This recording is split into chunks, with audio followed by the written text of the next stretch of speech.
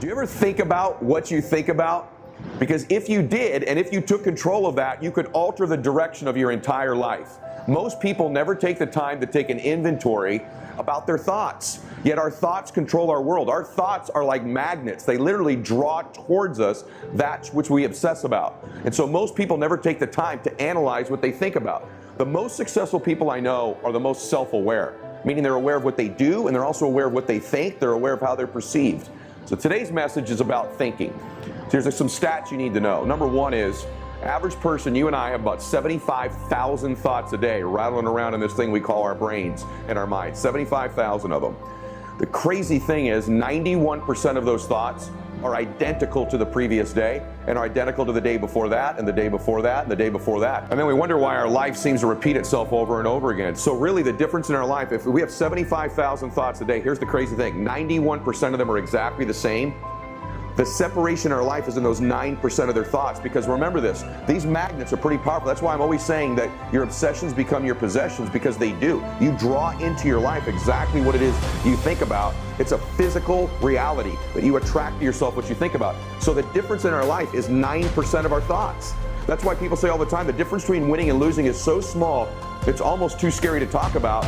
And really we've identified what it is. It's 9% of what we think about alters the direction of our life. So what I'm here to tell you today is you've got to hone in and get aware of what you think about, and then alter those 9% of the thoughts that are variable on a daily basis to serve you. Because if you don't, these thoughts become like viruses. They're viruses in our minds. What happens in a computer when it gets a virus? It slows down. It becomes sluggish. It doesn't function at its optimal level. Same thing with our thinking. If we don't get those 9% of our thoughts to serve us, our lives go in a completely different direction. So remember this, you don't see things in your life as they are. You see things in life as you are. And so the more you alter you, the more you begin to see things differently. What's is amazing about this is we control who we are by what we think about. Think about this just for a second. Wherever you're sitting watching this, the chair that you're sitting in, if you're sitting in a chair, if you're driving in a car and you're listening to this, that seat you're in started in someone's mind as a thought. Right? Every detail of it, the fabric, the cushions, the way it's structured, every single piece of that started in someone's mind as a thought and then became a reality by putting out the pieces together. So today I want you to begin with first taking an inventory of the thoughts you have that don't serve you. And I want you to write them down, and I want you to eliminate them. Step one, write down the thoughts that don't serve you and eliminate them. How do I eliminate them? By replacement. You eliminate them with replacement, by thinking a new thought. It's as simple as saying, what thought would I need to have that would serve me to get this goal or dream or vision that I have? And get that thought, write it down, repeat it over and over and over and over again. Because there's a part of our brain called the reticular activating system. And it's the filter that we see the entire world through. The reticular activating system is the filter through which you see the entire world. It's powerful. And so that's why it filters out all the things in your life that aren't important to you, so that you can be sane. You don't feel the blood rushing through your left ear. You're not conscious of your breathing. A million stimulus would hit you. If you couldn't filter things out, you'd go crazy. This allows you to only filter into your consciousness what is most important to you.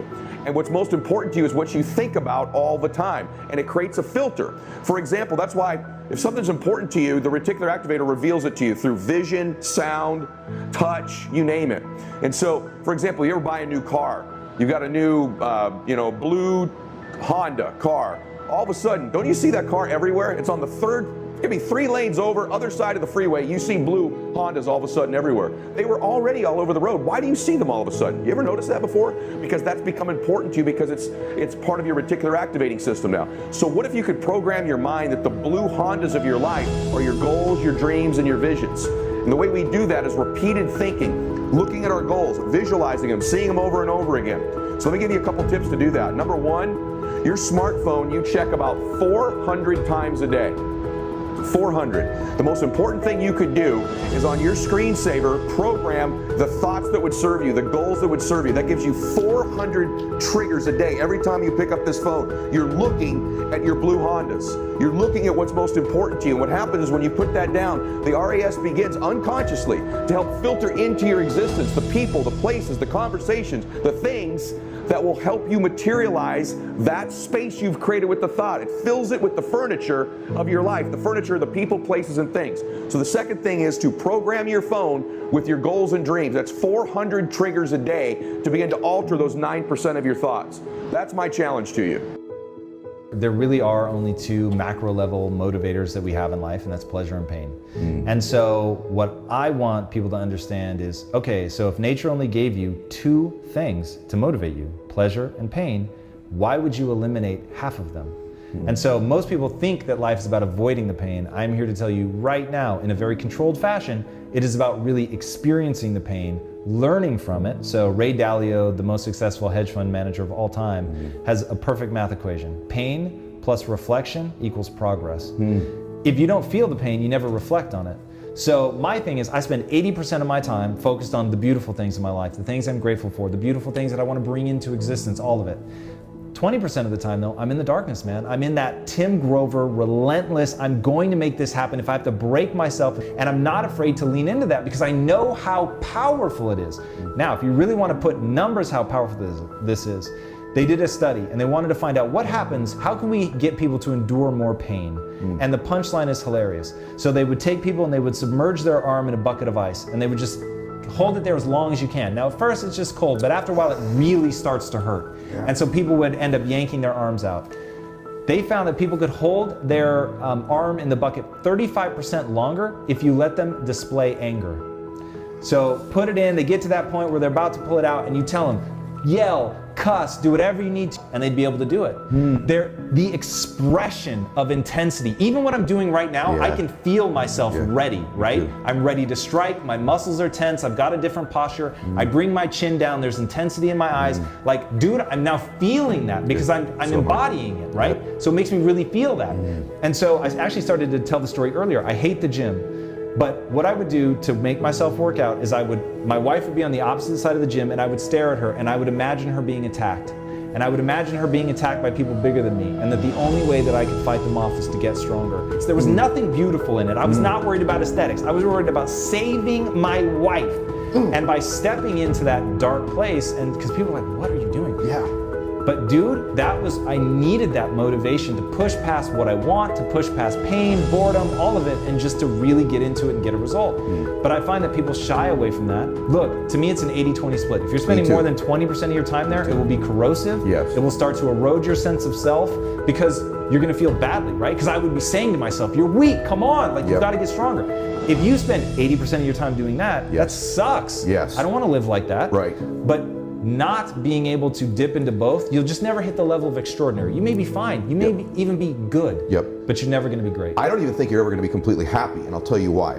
This is gonna be something that people will snip this part because you have to dip into that dark place. And here's the other reason you have to do it. You and I both know people who used to do it who no longer do. Friends of ours who have sold a company and didn't go to the next level and found the next thing. What happens is if you spend all your time in the pleasure place, thinking about it and only experiencing it, you become dull to it. It's the contrasts in life that give you all the juice, that give you all the passion. So letting yourself go feel pain and discomfort in the dark place makes the light place, the pleasure place, so much more ecstasy, power, passion when you go back to that state because of the contrast. If you're constantly sitting in just warm water all the time, it just sort of eventually wrinkles you up. You gotta have contrast in your life. And so it's not just a place where it's a catalyst for change, it's a catalyst for happiness, ironically, is going to the dark place. There were moments all day long, just like that 5-second moment in bed, where I knew, knowledge, what I should do.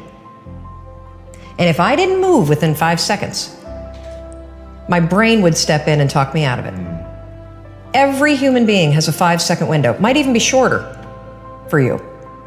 You have about a 5-second window in which you can move from idea to action before your brain kicks into full gear and sabotages any change in behavior. Because remember, your brain is wired to stop you from doing things that are uncomfortable or uncertain or scary. It's your job to learn how to move from those ideas that could change everything into acting on it. people want to know how to stop the laziness, and they want to know how to stop the procrastination. And, they have some idea in their head, some kind of a vision, what they want to do. But they don't know where to start. They don't know where to start it, They don't know where to start. And so they say, hey, where do I start? Here and now. That's it. You want to improve? You want to get better? You want to get on a workout program or a clean diet? You want to start a business? You want to write a book or make a movie or build a house or a computer or put together some mobile application? Where do you start? You start right here. And when do you start? You start right now. You initiate the action aggressively. You go. Because the idea isn't going to execute itself. And the book isn't going to write itself. And the weights out in the gym, they're not going to move themselves. You have to do it, and you have to do it now.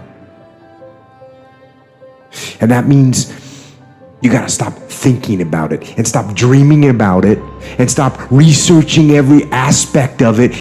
Take that first step and make it happen. Get after it. And get after it here and now.